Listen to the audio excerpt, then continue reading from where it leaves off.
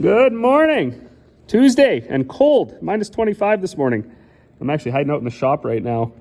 You can see I got my extension cord stretched out and it's over plugged into Carl. Why is Carl plugged in?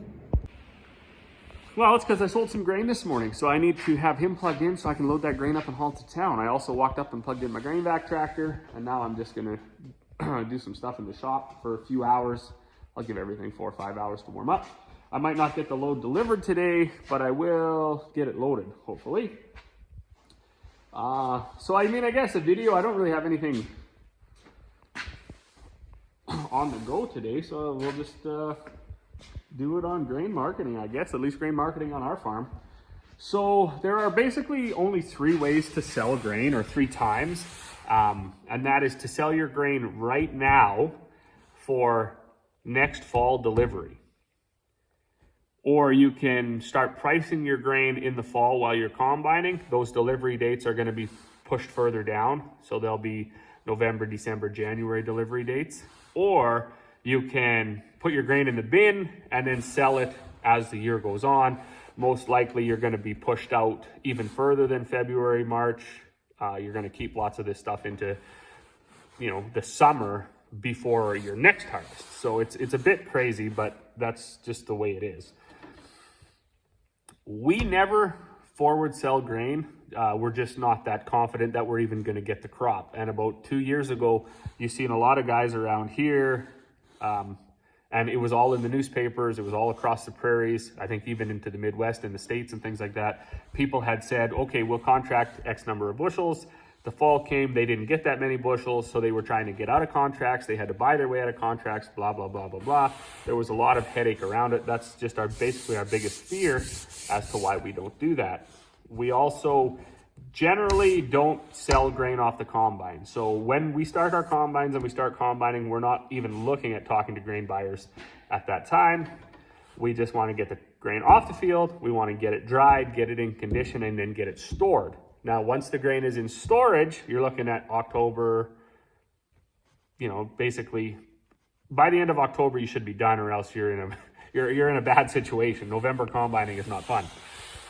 And December combining basically doesn't happen in our area. So if you don't even get it, then you're doing it next spring. That's a different story. So once the grain is stored and it's in the bin and it's safe, we'd like to take, now that we got the kids, we'd like to take a run to Edmonton, take a few days off, go to the water park, then come back, and then we start thinking about how are we going to do this. One thing, I do sell a lot of grain in mini bulk bags, so that's kind of keeps the cash flow coming for some of the to buy a little bit more time in the market. But the bulk of the grain that we sell starts getting priced around December, January, somewhere in there. Historically, grain moved like 60 cents a bushel, and that would be for the whole year. So just for an example of oats, basically 10 years ago when we started growing oats and I started paying a lot of attention and marketing the grain myself, oats, you could, right off the combine, you could maybe get 250, 260, 270 for them, depending on how strong the market was. If you got them off and got them in good shape, got them dry, got them stored in your bin and held them till December, January, you could get 20 cents more. And if you held them all the way till the next summer, June, July, or even in road band season, sometimes you get like 315. So that's a spread between like around 250 to 315. You're looking at about 65 cent spread over basically the whole year of that crop. Now we're seeing stuff fluctuate like 60 cents a day, and certainly a few dollars by the month and things like that. It's getting a little less volatile the last month or so, where things are moving, I don't know, a little less. You'll only see like 30 cent a week swings, but you still see quite a bit of movement during the day. And for instance, that's what brings me to selling that canola this morning.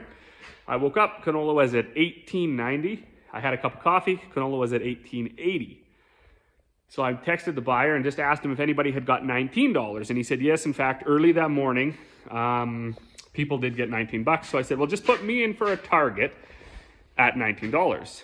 And about 45 minutes later, he messaged and he said, okay, your target's got picked up. You can haul that grain anytime. So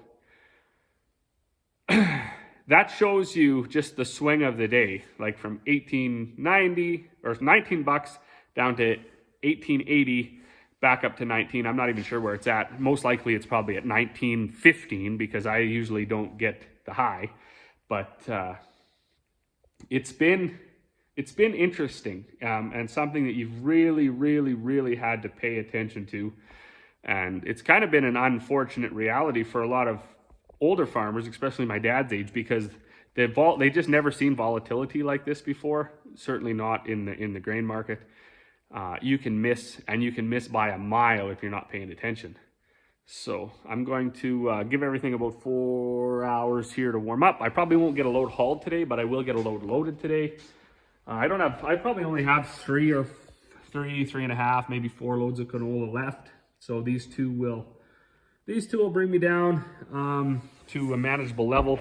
One thing I don't like to have is canola going into the summer when it starts to warm up. Canola is like a volatile crop. This crop should be okay because it was so dry when we combined it, but still, I just don't want to have to move it from bin to bin come June, July. We're going to have a bunch of barley left over, some malt that hasn't been priced yet. We got a ton of oats that haven't been priced yet, and a whole bunch of green peas that haven't been priced yet. So we do have lots of grain left to play with. We may as well get rid of the canola. It's certainly the most valuable crop right now, and it's definitely the most volatile one to store. Also, bill season is coming up. A farm our size, and always with these videos, this is not bragging or crying for sympathy. These numbers are public information. There's nothing confidential about them. Anybody anywhere can phone a grain elevator and find out what the local day price is. You can go online and check them.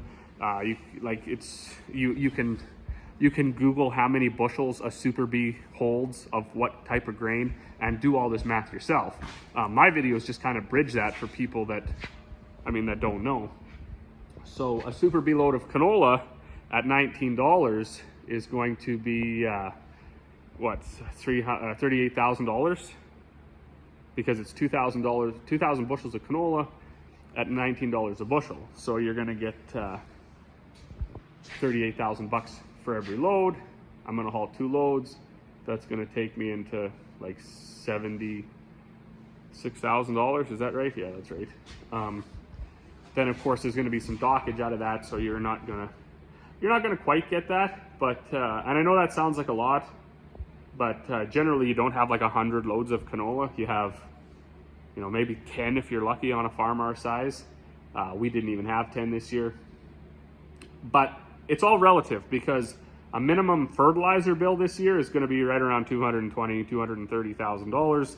And then you got to buy your chemical, you got to buy whatever seed you're going to buy, you got to buy your fuel, you got to buy all this stuff on top of it, right? So the numbers are huge, and they are, even as us farmers, we just shake our heads at how big the numbers are getting, but they're huge both ways.